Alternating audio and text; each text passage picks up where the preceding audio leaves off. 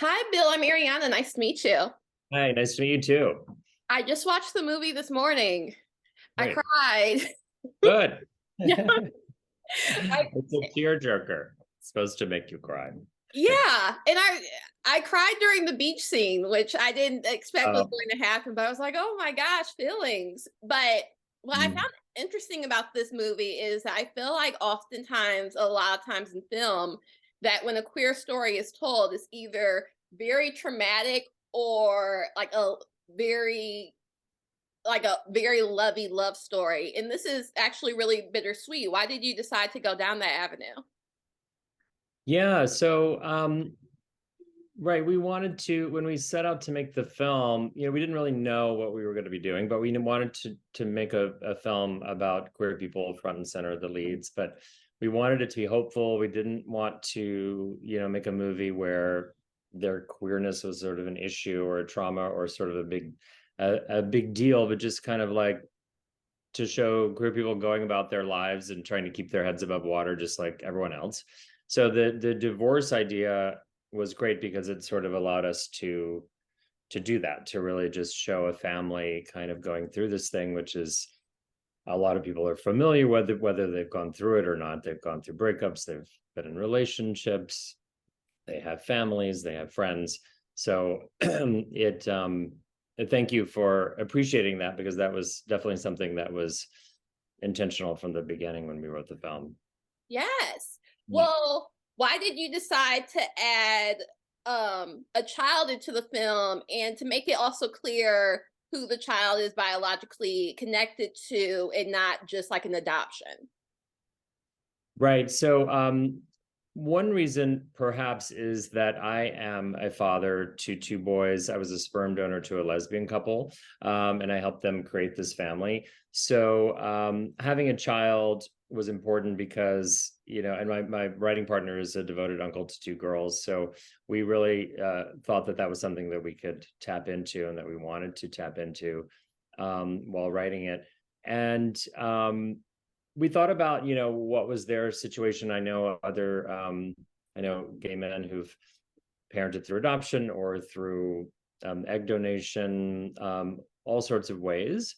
Um, but we thought that I think we went the biological route because that was kind of my experience, but then it also created a little bit of like tension in there, like whose child is it? And, sort of like the grandparents kind of like, well, he's your child, but, no, he's both of their children. So it was sort of like just kind of an interesting element that people could think about.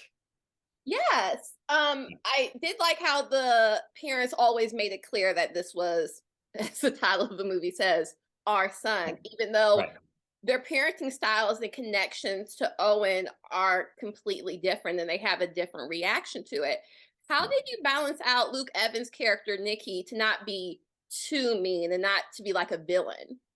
Right. That was very tricky. I mean, it was in both in the writing, but once he came on board and Luke is very warm person, loves kids, could relate to the character, not as much himself, but like he talked about his own father and how he understood that that was his father's sort of parenting style, but it didn't necessarily mean that he loved him any less. It was just his way of expressing that love. So he brought a point of view of love and connection, even though as written the character is a little more distant, um, uncomfortable around a child, uncomfortable with the intimacy. And it was interesting to do a movie about two fathers because we could sort of explore those different styles, and kind of mirror them against each other. But we never wanted to say that either one of them was a villain or at fault, or I think the audience might ride a wave of feelings towards one or the other, sympathy towards one or the other. People have when responding to the script, like, oh, I relate more to Gabriel or to Nikki, or Gabriel's being bad here, Nikki's being bad here, but that's all fine, because that's just part of doing a movie like this, right? Yes. Well, even kind of talking about the different perspective, we see Nikki's friends And they even say like, well, Gabriel really became attached to Owen and you kind of fell by the wayside. But then when he's like, oh, well, I want 100% custody, which how I felt kind of was to kind of be petty because he really didn't want to get divorced. They're like, okay, 50% is actually more than what you're doing right now. And is this actually what you want to do? Why did you decide to kind of have that sounding board to kind of show all sides? Yeah, so that was something that sort of 50% was, we talked to a lot of divorce attorneys. I have a close friend who's a family attorney, family law attorney. And we were talking about the different kind of custody arrangements that are, it used to be like, standard for the mom to, in a straight divorce, to receive majority custody and the father to have visitation rights. But now it is more of a 50-50 split that's kind of favored in the courts. He did point out that 50% is a lot more than you think, especially if you're working. And we kind of directly had the divorce attorney quote that because we thought that was sort of interesting, and something that he probably wasn't hearing at the time. Yes. Why do you think Nikki was a bit more? Why do you think they had these different parenting styles? Yeah, so I think for Gabriel, we just sort of imagined him as, he's a creative person. He's sort of naturally kind of a very feeling person. That having a child was something he really, really wanted and embraced. Once you kind of think about having a child and what that means, but you're not really sure how it's actually going to be until it occurs. But we thought that once it occurred, he really, like we say in the film, fell in love and just really fell in love with parenting. That's he decided to quit his job and be a full-time parent because he wanted to. He just wanted to really embrace that experience. Whereas for Nikki, for him, there's a lot of layers that aren't necessarily, it's more subtextual, but maybe it comes from his father's. We learn from our parents, our own parents, and maybe his father had a different style that he knowingly or unknowingly adopted, or just feelings of insecurity, that having a child is incredibly intimate, and that's, you either can kind of rise to that or you can be scared by it and sort of put it off. And I think he's sort of putting it off. Yeah. What I also loved about the film, which you were a co-writer on as well, is I feel like when like I'm watching the movie, I'm writing down my questions, then I'm realizing, oh, this is being answered. Like I liked how it was thorough because I was just like, well, why did they decide that he would be the biological father? That was answered. I appreciate that. But I also was wondering about casting. I feel like a lot of times an issue with how diversity is approached is that there'll be one black character, and even in this interracial company couple, that it will be a white, blue-eyed child. Why did you decide to have Owen be of color? Right. So we that kind of came from talking to other interracial couples that we know and who like gay couples who in conceiving the child want the child to reflect their union. Mhm. So we decided that was, I don't think that's actually spoken in the film, but that was important to them, that they tried to achieve that. And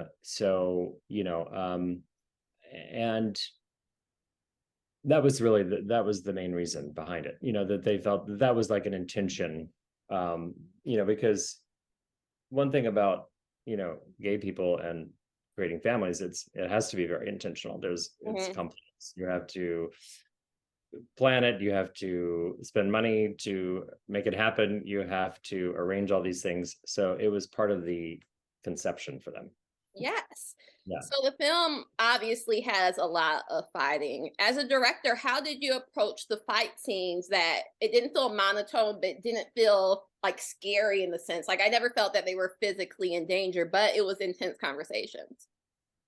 Yeah, so I mean, in a divorce drama, you're kind of expecting that a good fight scene to happen. And we wanted to, modulate it and have it be kind of a slow burn, but then and just kind of show the different kinds of conversations and levels, some more emotional, some more antagonistic and more to to the fight level.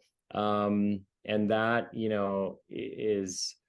is a process of writing it, but then also really collaborating with the actors and sort of so they understand, because to reach that level of emotion, they really have to get behind it. So we changed some lines here and there for them. It was a very collaborative process for the two leads to sort of make sure the lines felt sort of natural for them, that they could latch onto and really let loose. And then it was about creating a shooting environment. We used 2 cameras on those more intense scenes just to let them really go and not have to do tons and tons of takes that would have drained them. Yeah, I'm glad it wasn't like, oh, this, that, and made it more artificially tense than it's actually a naturally a tense conversation.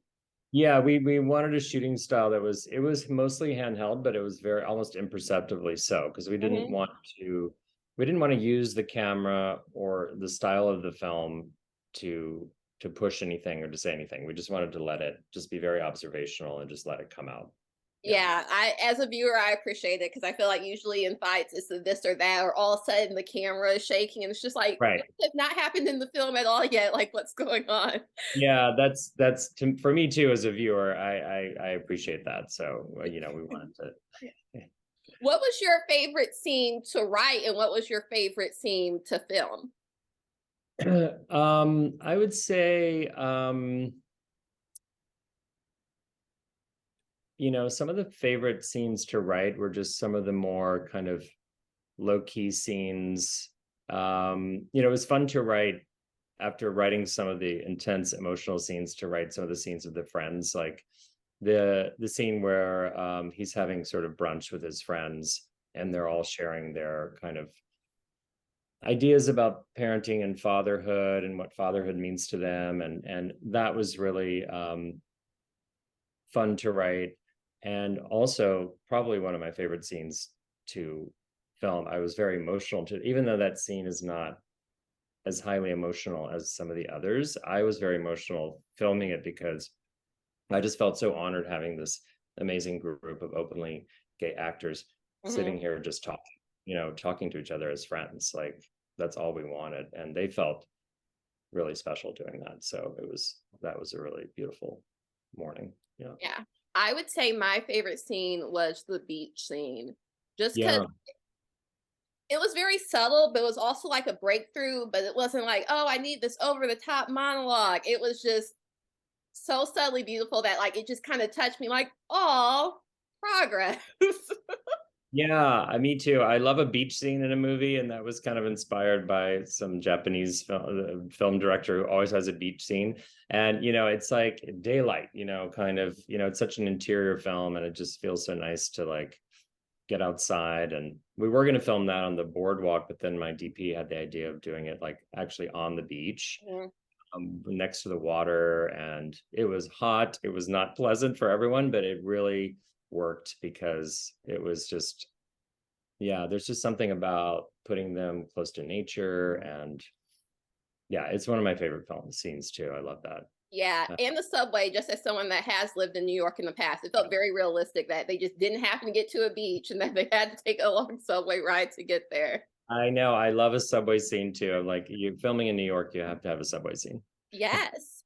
Well, what do you hope people take away from the film, or even if they don't take anything away at all, how do you hope people receive it? Yeah, so it was important to us that this film end on a hopeful note. So, I'm hoping that audience take away that feeling of hope and optimism, that you can overcome your differences for the sake of a greater good. And also, having a sort of a better understanding, more empathy for queer people and sort of what they go through on a daily basis or in times of crisis. Yes, it was just a beautiful film about family and just the different ways it can be friends, it can be through a tumultuous marriage, it can be from children. It was just really beautiful, and I really appreciate you taking the time to talk to me. And congrats on your Tribeca premiere. Thank you so much. You're welcome. I hope to talk to you about future projects, and you have a great day. Yeah, you too. Thank Thank you. you. Bye. Bye.